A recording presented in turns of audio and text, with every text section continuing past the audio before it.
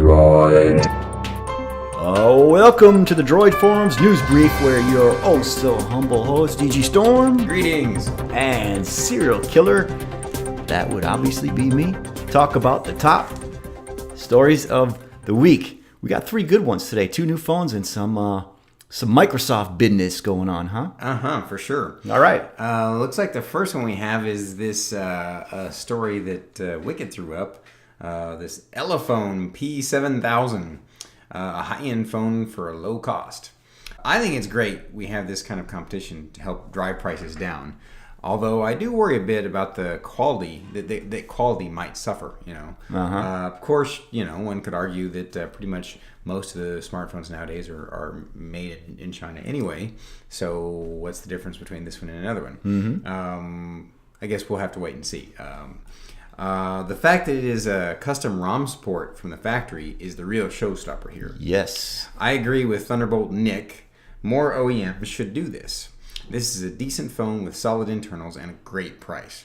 It will be interesting to see how long it takes for more Chinese OEMs to market more devices in the US. Yeah. The Elephant, this sucker is it's a nice phone. And like you said, man, the ROM support on it, totally open. Hey, man, you cannot go wrong with that. And plus, the price is fantastic. Jeffrey bought one of these, so I'm really looking forward to hearing about it. But yeah, like how do you say this guy's name? Akinax? I think so. Yeah, I think he nailed it, man. This phone is a very compelling device of 2015. It's kind of everything that anybody want. Totally open, really good specs. I'm not really super crazy on the aesthetics of it, but hey, man, it's an awesome Android phone, and it's about time. I think this is the first we've ever kind of seen of something like this, right? Yep, for sure. All right, moving right along is the huge LG G4 leak ahead of its release, done by none other than Droid Modder X. I said this last week. The LG, I'm really super stoked on their phones. They really make some really nice looking devices.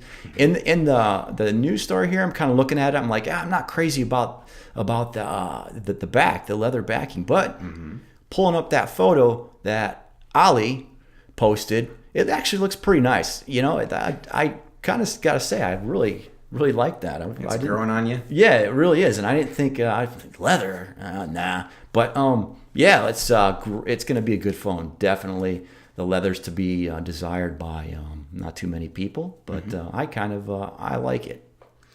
Well, the cat is completely out of the bag. Poor LG doesn't even need to bother with the launch event now. We know pretty much everything there is to know about the G4 specs and design. I'm not sure how I feel about the leather back here. Oh, there we go. I'm not opposed to the idea, but I'm also not sure I really like how it's implemented on the G4.